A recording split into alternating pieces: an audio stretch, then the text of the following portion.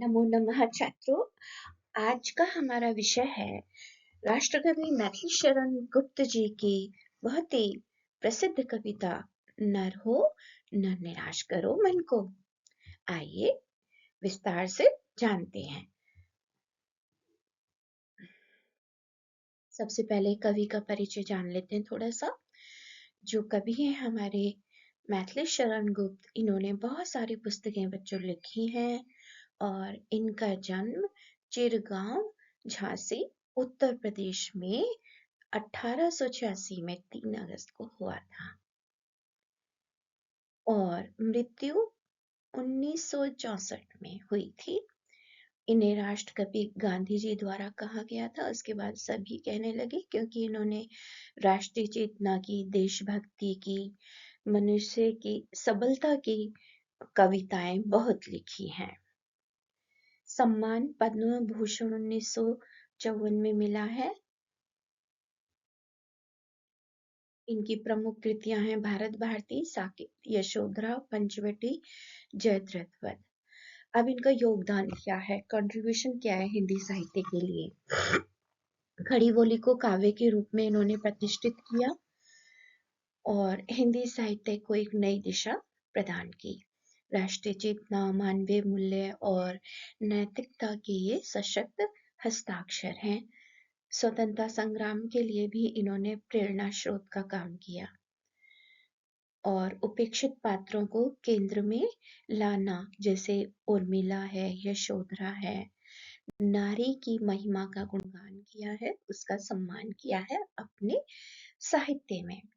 अब ये जो कविता है नर हो न निराश करो मन को, जैसा कि इसकी पंक्ति के भाव से ही पता चल रहा है बच्चों कि निराशा दूर करने के लिए कवि हमें प्रेरित कर रहे हैं।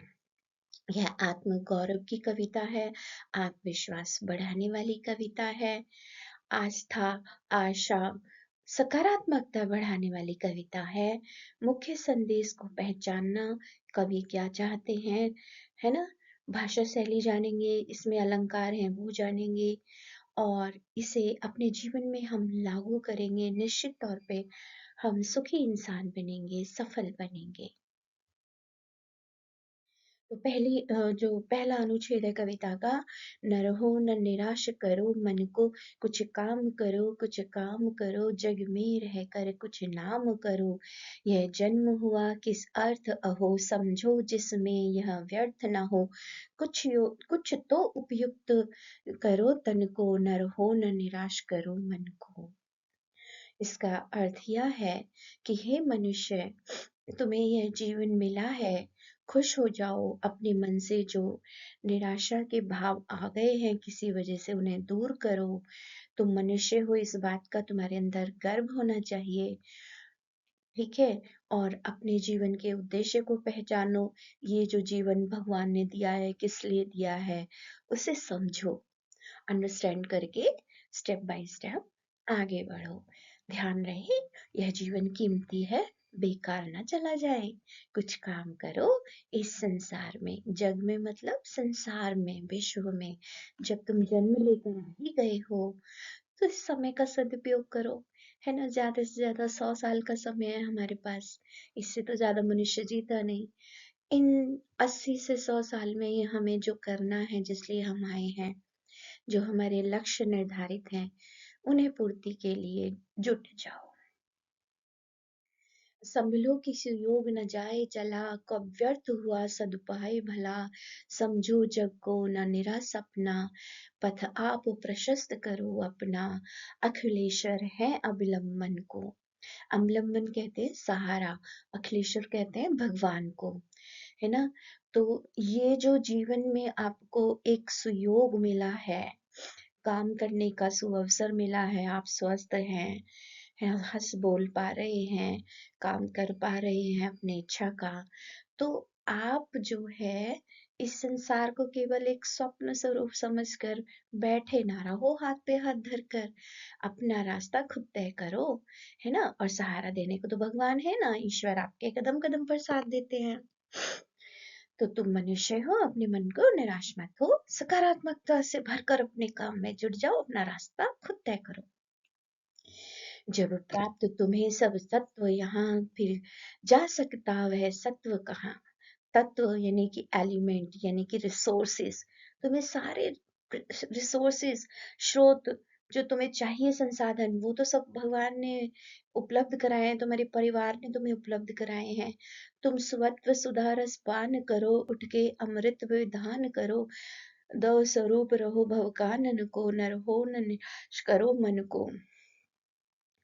तो तुम जो है, जो तुम्हें सुविधाएं मिली हैं या नहीं मिली हैं, तुम मनुष्य के रूप में अच्छे काम करके देवता तक की पदवी पा सकते हो, अमर हो सकते हो अपने विचारों से, कर्मों से, है ना।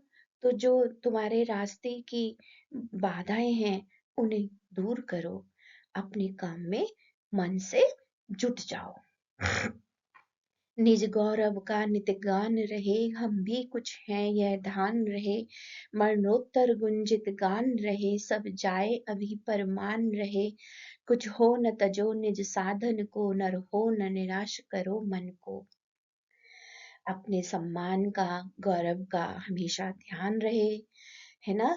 तुम मनुष्य हो, श्रेष्ठ हो सब जीवों में, मरने के बाद भी तुम्हारे सत्कर्मों से तुम्हारा यशगान दुनिया गाए, है ना। तुम्हें अपने कर्मों पे अभिमान रहे, गर्व रहे।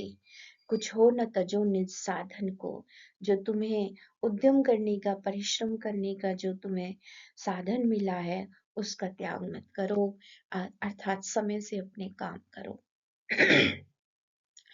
प्रभु ने तुमको दान किए, सब वांछित वस्तु विधान किए, तुम प्राप्त करो उनको अहो, फिर है किसका दोष कहो, समझो ना लभ्य किसी धन को। यहाँ पे कवि कह रहे हैं कि ईश्वर के द्वारा तो तुम्हें सभी वस्तु विधान, सभी सुख सुविधाएं दी गई हैं, काम करने के लिए भी आपको अवसर दिए हैं, सुविधाएं दी हैं, टूल्स तुम्हें मिले हैं, फिर उनके जरिए तुम सफलता प्राप्त ना करो तो ये किसका दोष है ना। तुम धन प्राप्त करना चाहते हो, लेकिन अगर मेहनत ना करो तो किसका दोष है। कुछ भी अलभ्य नहीं है, जो तुम पाना चाहते हो सब पा सकते हो, सही दिशा में कर्म करके। मनुष्य हो, अपने मन को तुम्हें निराश नहीं करना चाहिए, अपने मन में आशा रख के आगे बढ़ना चाहिए। किस गौरव के तुम योग्य नहीं, कब कौन तुम्हें सुख भोग नहीं, जान हो तुम भी एक जगदीश्वर के, सब हैं जिसके अपने घर के, फिर दुर्लभ क्या तुम उसके जन को। तुम अपने आप को अकेला मत समझो, तुम्हारे साथ ईश्वर हर पल है, तुम ईश्वर की संतान हो। जगदीश्वर मतलब ईश्वर। और वह कौन सा सम्मान है जो तुम पा न सको, वह कौन सा सुख है जिससे तुम प्राप्त न कर सको, क्योंकि तुम ईश्वर की संतान हो। संसार में तुम्हारे लिए कुछ भी दुर्लभ नहीं है। तुम मनुष्य हो, अपने मन में निराशा मत आने दो, आगे बढ़ो। करके विधिवाद न खेद करो। विधिवाद मतलब ये तो मेरे भाग्य में ही लिखा है। बैठे रहो भाग्य के भरोसे, निष्क्रिय बनकर निज लक्ष्य निरंतर भेद करो, है ना। निष्क्रिय मत रहो, सक्रिय रहो, अपने लक्ष्य निर्धारित करो, गोल सेट करो। बनता बस उद्यम ही विधि है। उद्यम कहते हैं परिश्रम, मेहनत, और जो तुम्हें करना है वो सिर्फ मेहनत है, राइट डायरेक्शन में, क्योंकि मेहनत तो चोर भी करता है पर उसकी दिशा सही नहीं है। अच्छे कर्मों की दिशा चुनो, सत्कर्मों का लक्ष्य साधो, मिलती जिससे सुख की निधि है, जिससे सुख सुख रूपी खजाना प्राप्त हो सके। समझो अधिक निष्क्रिय जीवन को, और जिस मनुष्य का जीवन निष्क्रिय है उसको तो धिक्कार समझो, वह बेकार है, निष्क्रिय जीवन बेकार है। अपने आप को एक्टिव रखो, अच्छे कर्मों में सक्रिय बनाओ भाई। तुम मनुष्य हो, नर हो, नर मतलब मनुष्य, और अपने मन को निराश किसी भी कीमत पर ना होने दो। जो सार है इन भावों का, इन पदों का, देखिए कि ईश्वर प्रदत्त साधनों का विनियोग करें, मतलब उनका उपयोग करें, और अपने मन में जो हीन भावना है, न्यूनता बोध, उसको उसको त्याग दें। हमें ईश्वर से सभी साधन मिले हैं, उनका हम सही उपयोग करें। फिर छठे का है, ईश्वर की संतान होने से गौरव के सुख सब सुलभ है, हिम्मत रखें, हम सभी ईश्वर की संतान हैं, इसलिए सम्मान और सुख हमारे लिए सुलभ है। साहस के साथ आगे बढ़ें, विधि विवाद ना करें, यानी कि वही भाग्य भाग्य के भरोसे बैठे ईश्वर को कोसें कि हे ईश्वर तूने मेरे साथ क्या कर दिया, या मेरी किस्मत में ऐसा लिखा था, भाग फूट गए मेरे। ऐसा अपने भाग्य को दोष ना दें, मेहनत करके निरंतर अपने लक्ष्य की ओर आगे बढ़ें। असफलता रोड़ा नहीं है आपके बाधा का, असफलता सीढ़ी का एक जो सोपान है आपके जीवन में, उससे उसका एक कदम मानो, एक स्टेप मानो उसे। उत्तम ही सच्ची विधि है, निष्क्रियता निंदनीय है, परिश्रम और प्रयास ही सच्चा नियम है।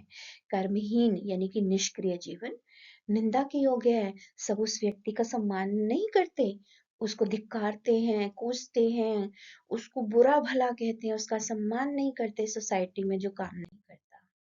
तो इस कविता से हमें निराशा से सकारात्मकता की प्रेरणा मिल रही है। यह कविता जीवन के उतार चढ़ाव को दर्शाती है। आइए देखिए एमसीक्यूज, बहुविकल्पीय प्रश्न। कवि किस बात पर जोर देते हैं? कर्म या फिर निराशा या विवाद या त्याग? जी, कर्म पर जोर देते हैं। गीता का भी तो यही संदेश है ना, भगवान कृष्ण ने कुरुक्षेत्र में जब गीता रची थी तो अर्जुन को यही संदेश दिया था कि हे अर्जुन तू अपना कर्म कर, फल की चिंता मत कर। भव कानन किसका रूपक है? संसार का, जंगल का, जीवन यात्रा का या कठिनाइयों का? संसार का। लघु उत्तरीय प्रश्न, कविता में आत्म गौरव का क्या आशय है, अपने शब्दों में समझाइए। और दूसरा प्रश्न देखिए, उत्तम ही विधि है, पंक्ति की व्याख्या करें। तो आत्मगौरव का क्या आशय है? आत्मगौरव का आशय है सेल्फ रिस्पेक्ट, अपने सत्कर्म करके अपने आत्मगौरव को बढ़ाना है, हमें उसे गिरने नहीं देना है, अपने जीवन को निष्क्रिय नहीं बनाना है। जो लक्ष्य हमने निर्धारित किए हैं, मेहनत करके हमने पा सकते हैं। पहला प्रश्न देखिए, योग्यता आधारित में जो लघु प्रश्न है, कवि मनुष्य को निराश न होने की प्रेरणा क्यों देता है? कवि मनुष्य को निराश न होने की प्रेरणा इसलिए देता है क्योंकि निराशा मनुष्य की शक्ति को कमजोर कर देती है। हार थक के इंसान बैठ जाएगा, डिमोटिवेट हो जाएगा, तो काम कैसे करेगा? जबकि आशा उसे आगे बढ़ने की प्रेरणा देती है, हौसला देती है, ऊर्जा देती है। सकारात्मकता अपने दिल में बनाए रखिए, आप हमेशा एनर्जेटिक रहेंगे। कविता में संघर्ष का क्या महत्व बताया गया है? संघर्ष से ही व्यक्ति अपने भीतर की शक्ति को पहचानता है और जीवन में आगे बढ़ता है। कवि के अनुसार मनुष्य को कैसी दृष्टि रखनी चाहिए? मनुष्य को सकारात्मक, साहसी और आत्मविश्वास से भरी दृष्टि रखनी चाहिए। और बहुत महत्वपूर्ण प्रश्न है, कविता का केंद्रीय भाव या मूल भाव क्या है? कविता का केंद्रीय भाव मैथिली शरण गुप्त ने बताया है कि मनुष्य को हर परिस्थिति में निराशा को छोड़कर उत्साह और परिश्रम के साथ आगे बढ़ते रहना। आइए बच्चों, अब देखते हैं इस कविता के योग्य आधारित प्रश्न। कविता नर हो न निराश करो मन को, इस कविता का संदेश अपने शब्दों में स्पष्ट कीजिए। तो यह कविता मनुष्य को आत्मविश्वास, साहस और निरंतर प्रयास का संदेश देती है। कवि कहता है कि मनुष्य होकर भी यदि हम निराश हो जाएं, तो जीवन का उद्देश्य खो देते हैं। कठिनाइयां तो जीवन का हिस्सा हैं, पर हमें उनसे घबराना नहीं चाहिए। हमें अपनी शक्ति को पहचान कर निरंतर कर्म करते रहना चाहिए। आज के विद्यार्थी के जीवन में इस कविता की क्या प्रासंगिकता है ना? मतलब आज का जो जीवन है उसमें छात्रों के लिए कितनी उपयोगी है। तो बच्चों, आज जो विद्यार्थी हैं, आप लोग हैं, बहुत ही कंपटीशन फेस करते हैं, प्रतियोगिता का दौर है। ऐसे में तनाव भी हो जाता है, हम हारेंगे जीतेंगे, हमने इतनी मेहनत की और हमारा फिर भी रिजल्ट हमारी इच्छा के अनुकूल नहीं है, तो असफलता फेस करते हैं, टूट भी जाते हैं, निराश होकर बैठ जाते हैं, काम धंधा छोड़ देते हैं। ऐसे में यह कविता हमें एक सकारात्मकता लाती है और हमें संघर्ष करना सिखाती है कि असफलता अंत नहीं है, जीवन का अंत नहीं है ना। थॉमस एडिसन का उदाहरण देखिए, 1000 बार असफल हुआ तब बिजली का बल्ब बनाया उसने। तो वह कहता है अपने जीवन के अनुभव से कि मेरी सफलता इसमें नहीं है कि मैंने बिजली का बल्ब बनाया, मेरी सफलता इस बात पे निर्भर थी कि 1000 प्रयोग में असफल हुआ, जिससे मैंने जाना कि ऐसे बिजली का बल्ब नहीं बन सकता। तो निराशा छोड़कर परिश्रम करें, आत्मविश्वास बनाए रखें, अपनी ऊर्जा को बनाए रखें, निरंतर प्रयास करें, तभी सफलता आपको मिलेगी। तीसरा प्रश्न, कवि मैथिली गुप्त के विचारों में मानव गरिमा कैसे प्रकट होती है? कीवर्ड देखिए प्रश्न का, मानव गरिमा यानी कि मनुष्य का गौरव, प्राइड। मैथिली गुप्त जी मनुष्य को शक्तिशाली, स्वाभिमानी और कर्मशील मानते हैं। वे कहते हैं कि मनुष्य को अपनी क्षमता पर विश्वास रखना चाहिए, निराश होकर बैठ जाना मानव गरिमा के विरुद्ध है। यानी कि मनुष्य बहुत समझदार है, बुद्धिशील प्राणी है, उसका एक गौरव है, सभी जीवों में वही श्रेष्ठ समझा जाता है हमको। इसलिए कवि मानव को ऊंचा उठने की प्रेरणा देते हैं। कविता में आशा और पुरुषार्थ के भाव को उदाहरण सहित समझाइए। कविता में कवि बार बार मनुष्य को निराश न होने और आगे बढ़ने के लिए कहता है। नरहो शब्द से वे पुरुषार्थ की ओर संकेत करते हैं। पुरुषार्थ मतलब जो मनुष्य कर्म करता है, मेहनत करता है। मनुष्य को अपने भाग्य के भरोसे नहीं, बल्कि कर्म और आशा के सहारे जीवन जीना चाहिए। कविता में निराशा को क्यों त्यागने की बात की गई है, विस्तार से लिखिए। निराशा व्यक्ति को निष्क्रिय बना देती है, इससे आत्मबल कमजोर होता है और मनुष्य अपने लक्ष्य से भटक जाता है। कवि चाहता है कि मनुष्य जीवन की कठिनाइयों से डरकर पीछे न हटे, बल्कि उन्हें चुनौती समझकर आगे बढ़े। सच्चा नर किसे कहा गया है? सच्चा नर यानी कि मनुष्य वह है जो विपरीत परिस्थितियों में भी, यानी कि जो हम नहीं चाहते और वह आ जाए तब भी साहस नहीं छोड़ता, अपने कर्म पर विश्वास रखता है और आगे लगातार बढ़ता जाता है। निरंतर मतलब आगे, कॉन्टिन्यूअसली। इस कविता से आपको कौन कौन से बहुत महत्वपूर्ण प्रश्न है बच्चों, जीवन मूल्य कौन से सीखने को मिले हमें? तो इस कविता से हमें आत्मविश्वास, संघर्षशीलता, आशावाद, परिश्रम, सकारात्मकता, पॉजिटिविटी यानी कि और धैर्य जैसे जीवन मूल्य सीखने को मिलते हैं। अब कविता में प्रेरणा देने की शैली कैसी है या कविता की शैली कैसी है? तो बच्चों कविता की शैली बहुत ही सुंदर है, संवादात्मक है। संवादात्मक मतलब डायलॉग, जैसे कवि आपसे बात कर रहा है। भाषा सरल, ओजपूर्ण, प्रेरणादायक है यानी कि मोटिवेशन करने वाली है। संवादात्मक डायलॉग जैसे हो रहे हैं, कवि सीधे मनुष्य से संवाद करता है जिससे पाठक को आत्मिक बल मिलता है। अगर हम पॉइंटर्स में बात करें, कविता का मूल संदेश है, मूल भाव, तो कौन से पॉइंट मुख्य आ रहे हैं? आशावाद का, कर्मयोग का, आत्मगौरव का, आत्मनिर्भरता का। अब एक गतिविधि करें, चिंतन करो अपने मन में जरा और योग ध्यान के बारे में सोचो कि ये जो मन है, हम कई बार भटक जाते हैं। हम क्लास में बैठे हैं, टीचर पढ़ा रही है कितने ध्यान से, पर हम तो उसकी बात सुनी, हमने तो सुना ही नहीं, अनसुना हो गया। ऐसे कैसे हुआ? क्यों? क्योंकि थॉट प्रोसीजर आपका कहीं और चल रहा था। आप बैठे कक्षा में लेकिन दिल से अमेरिका में चले गए, है ना। एफिल टावर के बारे में फ्रांस में चले गए, वहां सोच रहे हो। तो ये मन की स्थिरता हम कैसे लाएं? ध्यान और मनन का अभ्यास करेंगे तो हम निराशा भी दूर होगी, और निराशा पॉजिटिविटी के साथ साथ जब जो जिस समय हम कर रहे हैं उसमें हमारा मन लगने लग जाएगा। सकारात्मक शब्दों का इस्तेमाल हमें मन की स्थिरता प्रदान करता है और आत्मविश्वास बढ़ाता है। सकारात्मक आदतों का निर्माण हम अपने अंदर करें। शांत और स्थिर मन की शक्ति, स्थिर मन से समस्याओं का समाधान करना बच्चों आसान होता है। हमारे अंदर धैर्य का गुण आता है, और जिसके अंदर धैर्य होता है, सहनशीलता होती है, वही अपने जीवन में सही निर्णय ले पाता है और वही आगे चल के बड़ी बड़ी कंपनियों के सीईओ वगैरह बनते हैं या फाइटर पायलट्स बनते हैं, जिनके अंदर पेशेंस होता है, ऑन द स्पॉट डिसीजन लेने की क्षमता होती है। यानी कि in short I must say कि जो जोश में होश नहीं खोते, उत्साह बढ़ाने विचार उत्साह बढ़ाने वाले विचार हों आपके अंदर, सकारात्मक लोगों का महत्व आप जाने, दृढ़ता और संकल्प का महत्व लें, सकारात्मकता की शक्ति को पहचाने। ठीक है, तो ये हमारे बिंदु हैं।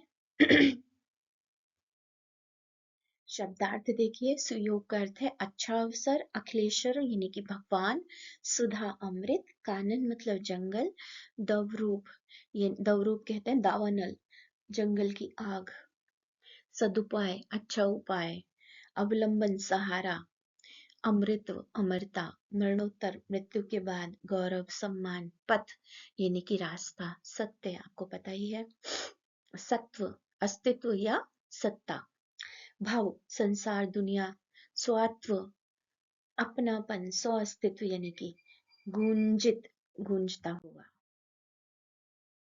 एक्टिविटी हम ये वाली कर सकते हैं, है ना। मैं अपना पथ कैसे प्रशस्त करूंगी, पहले स्वयं 2 मिनट सोचें, फिर अपने साथी के साथ इस विषय पर चर्चा करें। इस कविता के आपके कौन कौन से गुण समझ में आए, कौन कौन से गुण आप अपने जीवन में अपनाना चाहेंगे, इस पर एक आर्टिकल लिखिए। धन्यवाद। तो कविता का सार है, इन शॉर्ट, निराशा त्यागे, कर्म करें, आत्मगौरव रखें और परिश्रम उद्यम से आगे बढ़े, यही सफलता और सार्थक जीवन का मार्ग है। की पॉइंटर्स क्या है इस कविता के? नंबर 1, मन में आशा और विश्वास रखें। दूसरा, निरंतर परिश्रम और कर्म करें। अपने गौरव और मान की रक्षा करें। अगर वीडियो पसंद आई हो तो लाइक करें। वीणावादिनी चैनल को देखते रहिए। साहित्य और व्याकरण के पाठ इसी प्रकार। धन्यवाद। आपका दिन शुभ हो।